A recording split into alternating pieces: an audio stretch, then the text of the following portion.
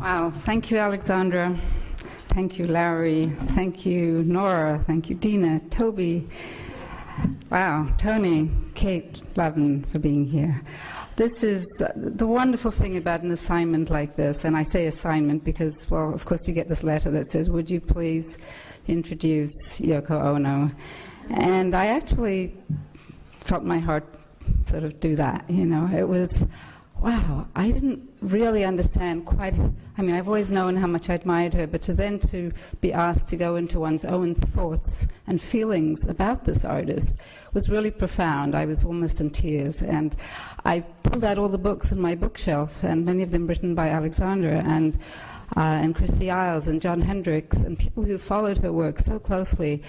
And I kept calling my husband Dakota and saying, come and look at this. I mean, I'd forgotten. Look what she's been doing since 1959. This is amazing. And each page that you turn of the book, it was, this is totally extraordinary. I mean, we've forgotten, or maybe we haven't forgotten. Even I, who feel I know the work, would just be reminded with each turning of a page just what Yoko has achieved, how she's inspired us, and what she's continuing to do. I was just listening to her describe her latest piece. So a model for us all in every imaginable way.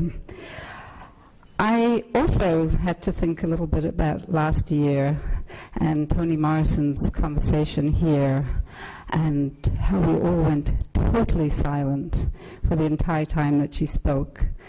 She whispered to each of us in our ears and just got through to every one of us in the most exquisite way about what it is that we're all doing here. And more than that, she wove together these exquisite words into paragraphs about Toby Devon Lewis, who, well, we all love so much, but for me also personally was somebody who went along with the vision beyond all. In fact, I think Toby had the four most extraordinary words I've ever heard, because when I told her what I wanted to do with Performer, she said, how can I help? That was amazing. And in fact, I still have to tease one member of my staff that she came with a gold bow around her head, because I said, I need an assistant. And that was really how Performer began. So, I'm going to had to make some notes, not something I typically do, but I'm going to enjoy this and relax into what it means to read a text.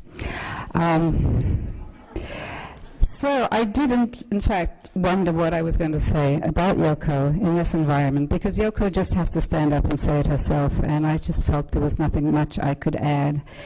She connects with everyone in the room and plants ideas in our minds about how each of us must contribute to making this world a more decent and more peaceful place. She has a way of getting us all to fall in love with her and to take her words and wisdom home with us, to be put into action every day in ways small and large.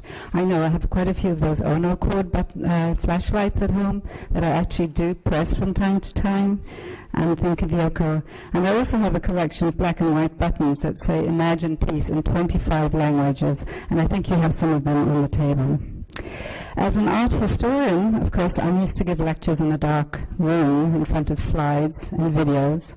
So I was thinking how different it's going to be up here, looking out over Central Park in broad daylight, to talk about Yoko without a single video, a piece of music, or any other addition that I could use to illustrate what she does. And then, as luck would have it, I did bump into Larry Sims a few weeks ago, and she said, don't forget to talk about Performer. You must tell us why you started Performer and about everything that is going on these days with performance art. Well, then it all fell into place. It was a big help. Thank you, Larry. I realized, though, in talking about Performer, that I would actually be talking about Yoko, quite simply, about the importance of her innovative and courageous performances in the history of art of the past 5 decades, about her role as a hugely influential member of the Fluxus Group, about her idiosyncratic and unbelievably inventive early films, about her fierce and irresistible experimental music that is actually more powerful and more popular today with each new generation than it ever was. In fact, her latest album, and yes, it's called Yes, I'm a Witch, is actually top of the Billboard charts. And that in describing this broad range of forms and mediums that she uses to express her ideas, that I would be talking about an artist whose entire approach to art making, with its emphasis on experience and active engagement with an audience, on building community, exemplifies the very reasons that I felt I had to found Performer. I also realized that in following Larry's instructions, that in discussing the huge popularity of performance art right now, I would be talking about the influence of one of its most significant trailblazers. So, why did I start performing? I'm asked this question all the time, and I thought I might do one of those frequently asked questions, but here it goes. The first was to show that performance is central to the history of 20th century art. It's not a sideshow. It doesn't just pop up every now and then. It's been there all throughout the 20th century. And I thought it was very important that we all understood how it has shaped the history of art in the most profound ways. The second was to create a dedicated biennial for performance, using this great city of New York, where performance has been so critical to its cultural history, as a platform, and showing relationships across disciplines that is so central to its makeup. And the third was quite, as Alexandra said, conviction, was to really write the next chapter of performance, to provoke the future, by commissioning new works for the 21st century, works we'd simply never seen before. So the commissions really became the kind of the front engine of this whole idea of Performer, that we would actually invite artists to do work that they just simply never thought of doing before. I wanted that work to get inside my bloodstream, the way I feel or felt when I came out of a Pina Bausch concert. What is it that she managed to achieve, and what could we achieve having artists think about live? What happens when something goes live? So it was it's both about looking back on the history, but also looking forward about what's possible. But there's a wonderful quote in a recent interview with Adam Pendleton, and I don't remember it, but somebody asked him, what did RoseLee say to you? And he says, I said, so I believe him, be ambitious. And that really is the exciting aspect of the Performer Commission. We invite artists to think about an area that they've never thought about before, not necessarily have done any performance before, and we hold their hands all the way through the process, showing and anticipating the kinds of things that might go on, and sitting back as a good support to whatever they need to do, and doing whatever it takes to go out and let them realize their dreams. The point here is, and I think we all feel much more comfortable when we understand that there's a long history, and this is a very long one. Artists have always made live performance. Leonardo da Vinci made performances, indeed. He organized interplanetary rotations for royal audiences. Caravaggio staged mock naval battles in the piazzas of Rome. And throughout the 17th, 18th, and 19th century, artists would design the fireworks for the royal palaces across Europe. In the 20th century, beginning with the Futurists, performance has been the forefront of the front, the avant-garde. Artists who made performances, and there were many, broke radically and more thoroughly with prevalent art styles than any others, and led the way to entirely new concepts about what art might be. They took art out of the gallery and museum into the streets. They created public events and installations. They showed that even the solid arts, painting and sculpture, begin with actions. And the Futurists indeed also introduced us to the very idea of getting the word out and getting people to pay attention.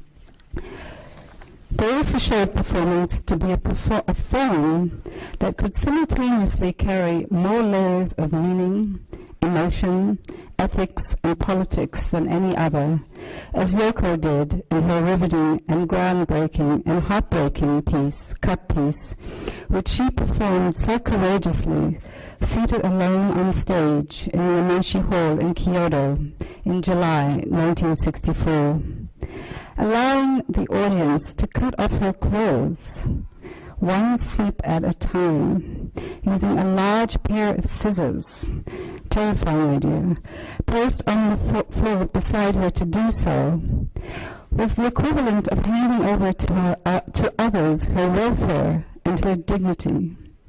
That such a simple gesture could contain entire histories of relations between men and women, that it could even represent the subjugation between nations in its simple demonstration, and that it could also so poignantly express the fragility and vulnerability, as well as courage and strength of one woman, all in the same moment, is proof of Yoko's enormous power and imagination as an artist.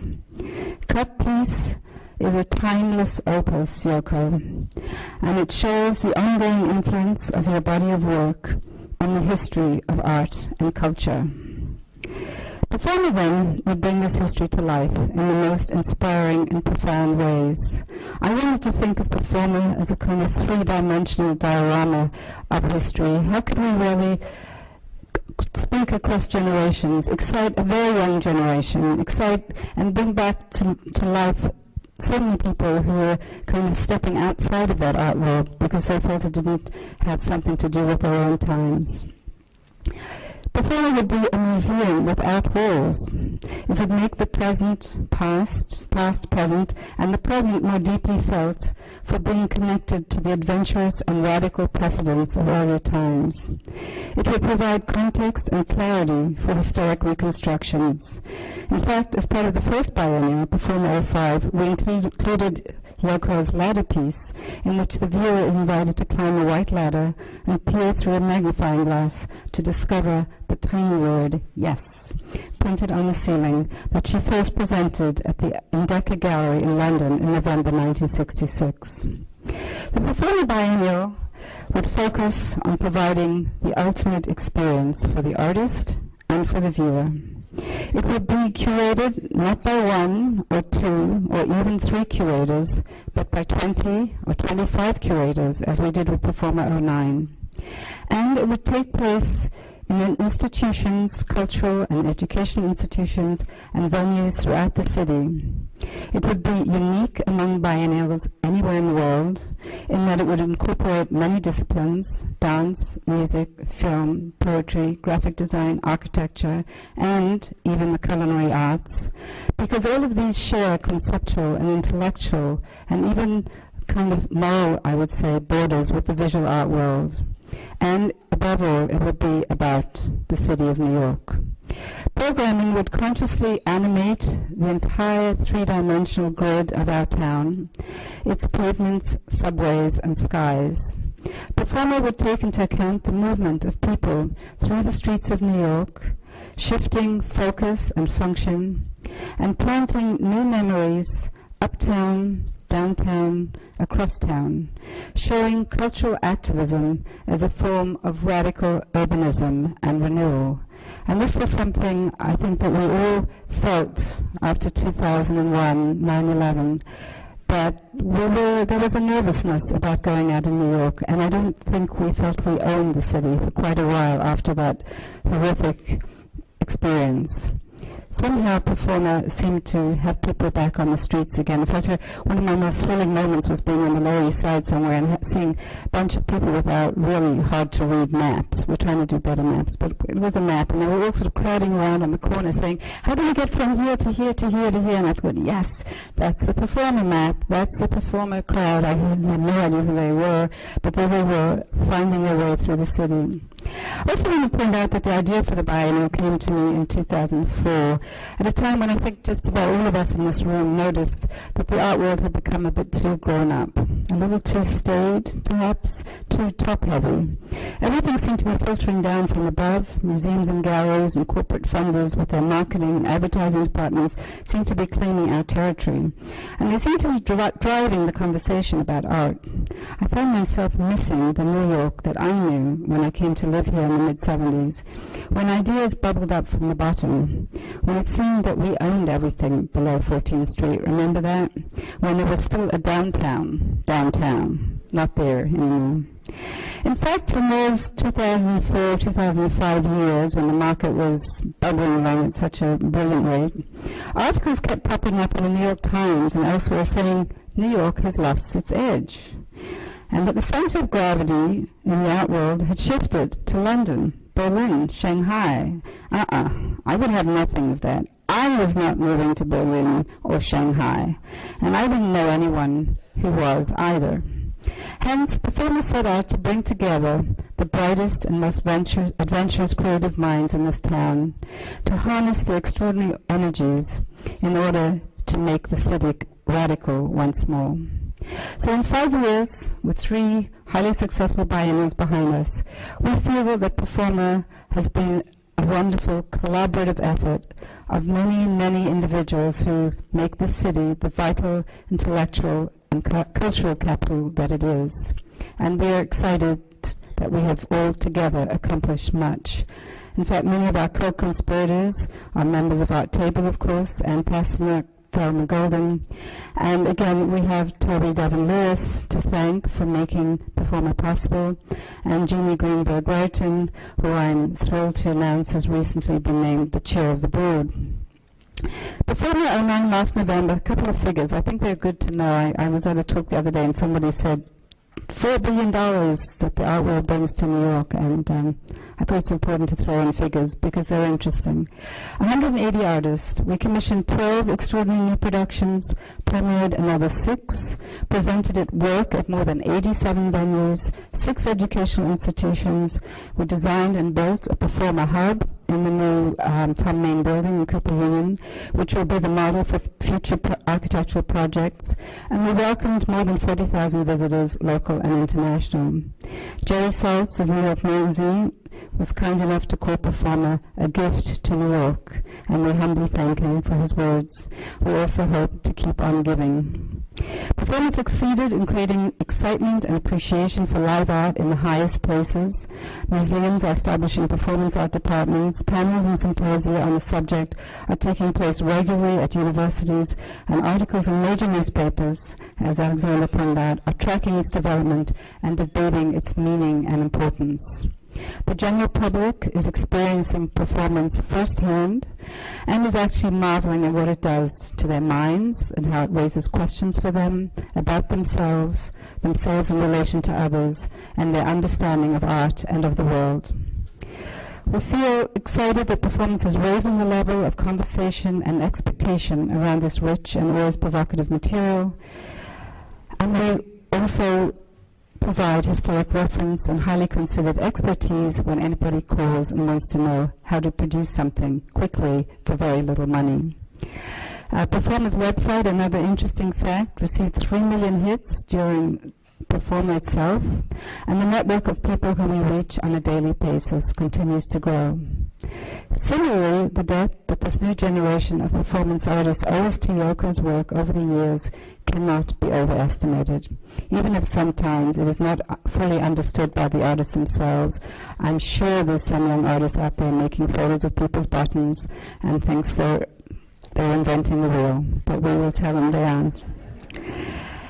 At last, there's broad recognition of an extraordinary history, and thank you, Alexander, for feeling that with me, that for more than 5 decades has had Yoko Ono and fellow artists Alan Kapow, Klaas Oldenburg, Yvonne Rainer, George Machunas, Meredith Monk, Joan Jonas, Joni Smeekers, Nam June Paik, and many hundred others at its core, and which has made my work possible. In fact, to quote Sarah Bernhardt from her 87 theatrical play, Yoko, "Without you, I am nothing." For all of us in this exciting, rediscovered area, our time has come, and with it, excitement about the work that lies ahead. So talking about the work that lies ahead in light of everybody here in this room, can we ask ourselves a few questions? What does it mean to be a member of ArtTable? What is the larger role of professional women in the arts? What is it that we really do? And not only with our various titles and job descriptions, but with the power and potential that comes with each of our roles. What are our obligations and aspirations to those outside this very privileged world? I know for myself that when I fill in an application for a new passport or another such official document, it means a lot to me when I can write the words art historian in the line where it says occupation. Now, I know being an art historian, it's the only profession in the world where after you're introduced, you may say, "And what is your period?" And everyone will know exactly what you're talking about and feel very comfortable to tell you it's South of France, 1872 to June 1873. And that's where I reside. But anyway, but it is something I realized in thinking about today, how we as art professionals, and what a rich world this art world is, because we're all here from so many different ways in which we can practice being supporters of this extraordinary area of being in the art world. So it is an identity that I feel best encompasses all of me. Not quite, I think, therefore I am, but in its own way far more descriptive of an ethos and a way of life, and also far more prescriptive of responsibilities and obligations. I'm talking about the kind of responsibilities and obligations that we typically associate with being a doctor or a social worker, and that would have had us all together on a plane to Haiti last January in the days following the earthquake. I'm talking about the kind of obligations whose fulfillment is measured not by the number of lives saved, but by the number of minds changed. I'm talking about the responsibilities that we have, each of us here, as professionals in this extraordinary cultural environment that we are so privileged to inhabit, and the opportunities that come with such privilege.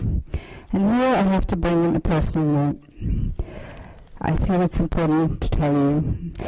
I have been an art historian since I was 12 years old. In apartheid era South Africa, I saw 20,000-year-old Bushman paintings etched into walls of caves in the Drakensberg Mountains. That was my first art history lesson.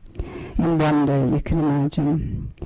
I saw all these styles of architecture, not far from my hometown, in, again, this extraordinary landscape of South Africa, in the form of grass huts constructed with bent saplings for frames and cow dung for floors. And on any afternoon when I might be sitting on my porch at home, I could hear the sound of Zulu voices singing to a looping guitar chord, first from afar, then getting closer, and moving on down the hill in the mid-afternoon African sun. I also witnessed, on many Friday nights, when returning home after 10 p.m. from my grandparents' house for dinner, the scramble of white policemen racing after black men and women, batons held high above their heads, determined to capture those fleeing from them for being on the streets after the government-imposed hour, the curfew that was imposed on black people. It was growing up in multicultural South Africa with the intense emotions of daily life that the turbulent political landscape imposed on all of us that shaped my understanding of what it means to be an art historian. It was such a background that made it impossible for me to separate the study of art and culture from politics, politics from economics, music from architecture, design from film, theater, or literature. It was such a background that made it clear to me that as art historians, curators, philanthropists, collectors, arts administrators, we have responsibilities to make our work count. And the area where it must count most is in raising humanist values, in forging close-knit communities that can keep the torch of humanism high, and that we use our positions in the arts to inform and inspire with these goals in mind. ArtTable's mission is to advance the role of the arts in society, but I also know that every woman and invited man in this room profoundly feels that their duty is also to advance society through art. It is why we are in the arts instead of in other professions, because the arts insist on the free play of imagination without result or reward, allowing for the long haul, as Toni Morrison put it last year, for ideas to take root and bring about change. Imagine peace, Yoko tells us. It's nothing more than a direction. A simple direction for each of us to make a very subtle and momentary shift in our perception. But in that shift lies our own capacity to envision something that does not yet exist, but is unequivocally worth striving for. The art is in making that shift happen in our minds. When Yoko asks us to imagine peace, she's actually asking us to change ourselves, even though this change might not be visible to anyone else. So, in closing, I'm thanking Yoko again for her example, for her inspiration, for everything that she is in this world, and her art and her life. Thank you. But a few more words. Like Yoko, a performer is proactive. I wanted to explain again why her example allowed us, all of us, a performer, to do what we do. Like Yoko, we believe in the power of performance and in the power of art to change minds and inspire action. Indeed, Yoko's courage stands out as her strongest trait, along with her humor, kindness, and inventiveness. And we thank you, Yoko, for your example and for inspiring us so profoundly. Last month, Yoko announced her Courage Awards, and in her introduction, she noted that most prizes are given for accomplishments, but rarely for courage. I would like, in turn, to honor Yoko for her courage, for a lifetime of outspokenness for just causes, and from finding so many beautiful, poetic, and life-affirming ways of saying so. Thank you.